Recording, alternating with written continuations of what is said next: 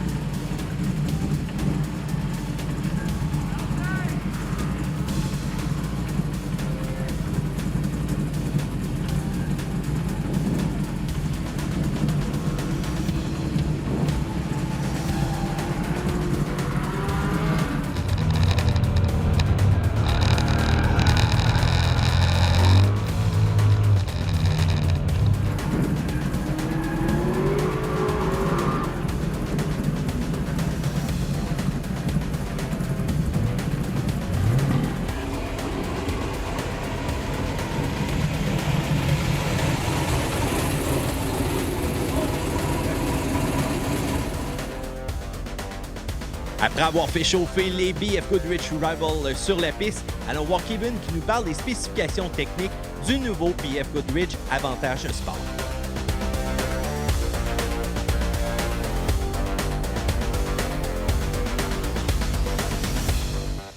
C'est bien intéressant de voir un nouveau pneu, mais il faut le comprendre aussi technologiquement. Donc, j'ai Kevin avec moi qui va me montrer vraiment comment on a réussi à arriver à un produit comme celui-ci. Kevin, hey man, how are you doing? Great.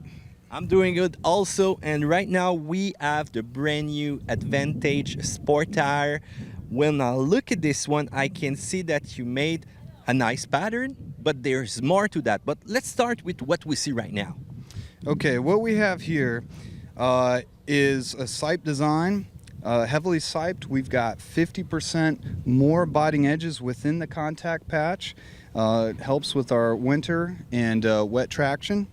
You can see that we have what we call this interlocking, or I should say connected groove network, which we call our aquaflume technology. It helps pipe and channel water out of the contact patch. Basically, we have enough volume for what we call capacitance. So when there's a water depth of a certain level or within a certain level, it acts to kind of contain the water and let the tire roll over. When the water is deeper, to resist hydroplaning, the tire works to pump the water out, and that's what the aquaflume technology does. It helps pump the water from under the contact patch and helps resist the hydroplaning. I've got a nice little model right here that we have on display. So when I look at the inside of the groove, you can see that they're interconnecting, just like you were explaining just a few seconds ago. Yeah, the sipe technology is amazing on this. Basically, it comes over from the KO2, the all-terrain KO2, where it undulates in a way to be able to help lock the two parts of the tread block together, especially when it's under pressure in the contact patch. As that tire gets, and the block itself compresses, it locks the two parts together, and the geometry itself acts kind of like your knuckles to kind of lock together, and that way the block doesn't move around, gives us better rigidity for better handling and better long-term wear. Usually, when a customer look at the tires, he only see the tread, and he starts from there. But he has to know that there's more to tire than just only a tread. The conception, the material use. Tell me more about that. Yeah, so the material is heavy silica in it, and that helps break the compromise between wet and snow. Gives us a little boost in rolling resistance as well, but primarily for this tire, we focused on boosting wet and boosting snow performance. So that's where the silica helps greatly. So that's in the material. So I look at traction in a couple different parameters. There's mechanical traction, where the sipes and the grooves, tread blocks help with mechanical traction, and the rubber provides the chemical traction that we need. It also, silica helps bring the operating temperature of this compound down to lower temperatures, so this product can work in much cooler weather than it would have normally been able to. Nice. Another big question when you buy a tire is the life, the mileage that it's going to get you. And once again, I have something else right here. You can see a nice cut between the brand new tire and how it will age on this model. That's right. All the features are full depth, and that's very important because you're going to find a lot of tires in this category, they're not full depth features. So basically, as the tire wears, the features that we're giving you traction disappear, and you don't get the full value all the way through the life of the tire. You also don't get the same performances all the way through the tire. So that's what we see right now, right here. So you got all the features that you had at when your tire was brand new and when it's aging. That's right. This represents brand new tire. This represents the tire almost at the wear bar. So it's almost worn out here, and you can see that all the features that you see new exist when it's worn. This technology is not cheap or easy to do, but we're able to accomplish it and pull it off because we think there's a lot of value to the consumer, and we see the benefits in terms of what we can deliver in terms of performance, in terms of handling, as well as long wear and longevity. So Kevin, talk to me about the inside of a tire, what we don't see right here, except the tread. Yeah, there's a lot going on inside this tire that you can't see, and it's helping with a lot of the handling, also helping with the mileage as well. The technologies we're bringing over are from our UHP products, things that we race on, and they are redeveloped into this product right here. So one of those things is the next generation Etech system.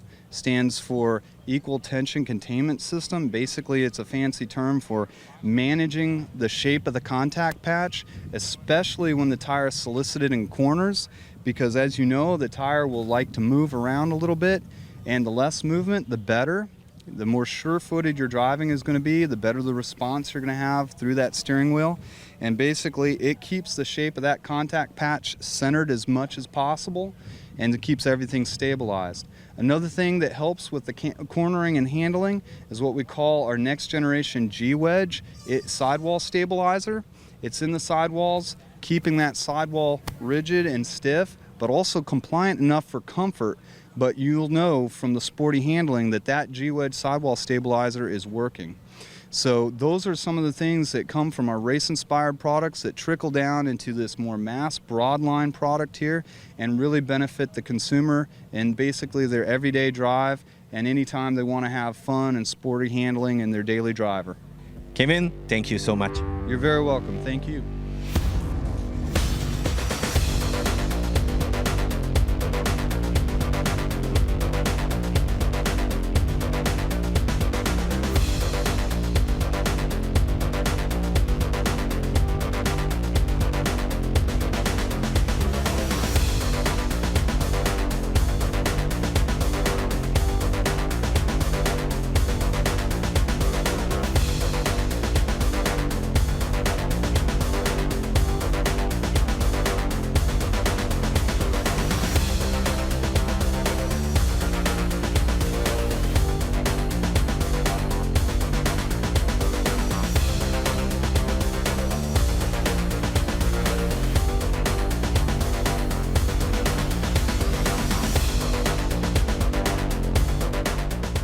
Après 3 grandes étapes très intéressantes pour voir les avantages du pneu, j'ai pu voir une grande différence avec la compétition. Il faut dire aussi que BF est en train de s'attaquer à un segment un petit peu plus sportif. Mais un segment sportif, c'est quoi? Ça peut être une conduite régulière, ça peut être tout simplement une entrée sur une bretelle d'autoroute un peu plus rapide, ça peut être des freinages un peu intensifs. Tous ceux qui recherchent un petit peu un pneu qui va être capable de leur donner un grand confort, un côté touring, mais aussi d'être capable de repousser la limite si jamais votre style de conduite est un petit peu plus rapide que la normale.